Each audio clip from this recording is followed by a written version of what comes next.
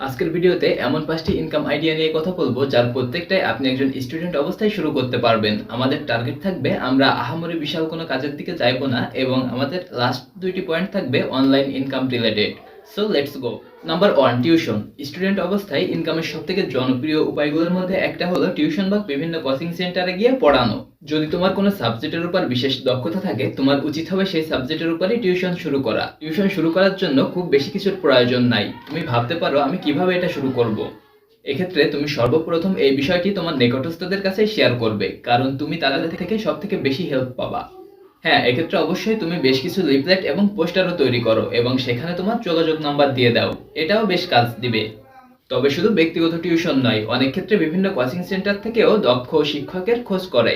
সুতরাং তুমি চাইলে বিভিন্ন কোচিং সেন্টারেও যোগাযোগ করতে পারো। টিউশন বা কোচিং সেন্টারে পড়ানোর কাজটি বেশ ফ্লেক্সিবল, কারণ তুমি এখানে সময় শিডিউল করতে পারো, ফলে পড়াশোনার পাশাপাশি ইনকাম করা সম্ভব। সবচেয়ে বড় বিষয় হলো এখানে শুধু তোমার ইনকাম নয়, তুমি পড়াশোনার পাশাপাশি নিজের স্কিলটাকেও আপ করতে পারো। Number 2, part time job. Part time job বলতে মূলত তোমার অবসর সময়ের কাজকেই বোঝায়, বিশেষ করে কোনো দোকান, ক্যাফে বা রেস্টুরেন্টে। এ ধরনের কাজগুলো খুব সহজেই পাওয়া যায় এবং ফ্লেক্সিবল টাইমিং থাকায় পড়াশোনার সাথে সামঞ্জস্য রেখেই করা যায়। এ ধরনের জবগুলো পেতে অবশ্যই তোমাকে আশেপাশের দোকান বা রেস্টুরেন্ট বা ক্যাফেগুলোতে খোঁজ নিতে হবে। তুমি চাইলে সেখানে ম্যানেজারের সাথেও যোগাযোগ করতে পারো। এটা খুবই স্ট্রেট ফরওয়ার্ড একটা প্রসেস, যেখানে তুমি তোমার সোশ্যাল স্কিলটাকেও কাজে লাগাতে পারো। পার্ট টাইম জবের সবথেকে বড় সুবিধা হলো এটা তোমার ক্লাসের টাইমের সাথে মেলানো যায়। তুমি উইকেন্ডে বা সন্ধ্যায়ও কাজ করতে পারো। ফ্লেক্সিবল থাকার কারণে এটা একটা আইডিয়াল চয়েস।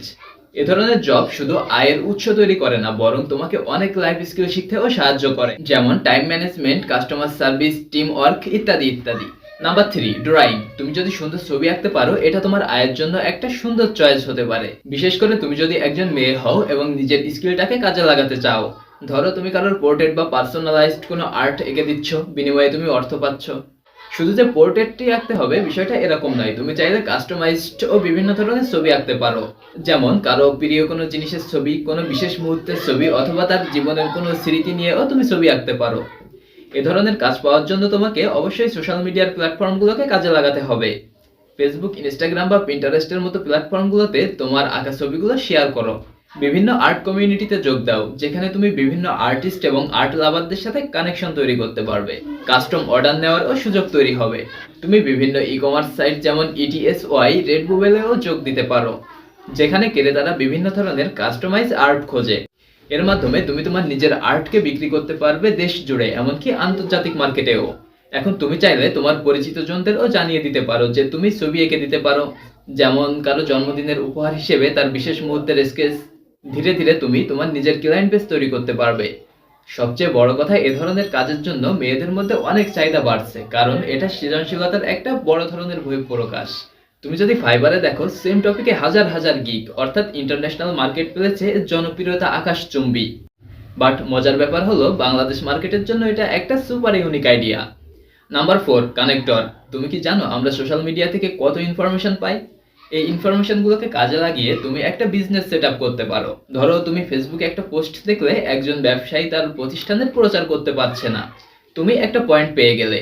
অন্যদিকে তুমি এমন একজনকে চেনো যে মার্কেটিংয়ে খুবই এক্সপার্ট, কিন্তু তার কোনো কাস্টমার নেই। জাস্ট এই আরও একটা পয়েন্ট।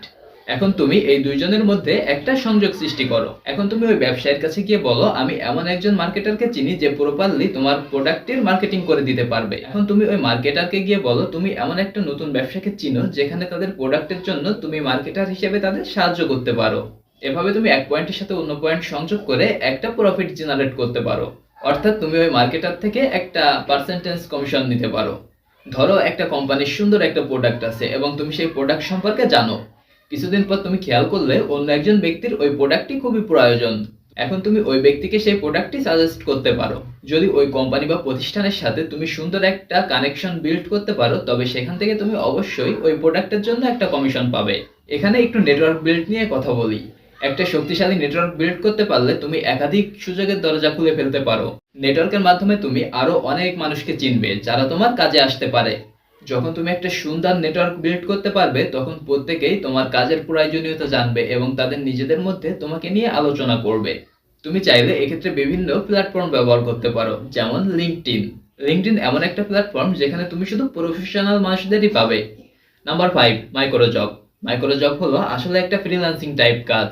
যেহেতু এটার নামই মাইক্রো জব, সো এখান থেকে রকেট সায়েন্স টাইপ কোনো কাজ পাওয়ার পসিবিলিটি নাই। এখানে Facebook like, Instagram follow, YouTube subscribe এমন সিম্পল টাইপ কিছু কাজ কাম দেওয়া থাকে। বুঝতেই পারছো এখান থেকে আহামরি টাইপ কোনো প্রফিট হওয়ারও পসিবিলিটি নাই। তবে এই কাজগুলোর ব্যাপক জনপ্রিয়তাও রয়েছে। তুমি যদি চাও বিভিন্ন ধরনের মাইক্রো জব টাইপ ওয়েবসাইট যেমন click worker, rapid workers, micro workers ইত্যাদি টাইপ ওয়েবসাইটে অ্যাকাউন্ট খুলে তুমি তোমার কাজ শুরু করতে পারো। যদিও কাজটি রিকমেন্ডেবল না, তবুও যদি তুমি এখানে কাজ করো তবে তুমি ফাইবার বা আপওয়ার্কে যখন কাজ করবে তখন এখান থেকে একটা অভিজ্ঞতা লাভ করবে। তুমি কিছুটা আন্দাজ করতে পারবে একজন ক্লায়েন্টকে তুমি কিভাবে প্রপার ভাবে হ্যান্ডেল করবে। তো এই ছিল আজকের আইডিয়াগুলো। বাই।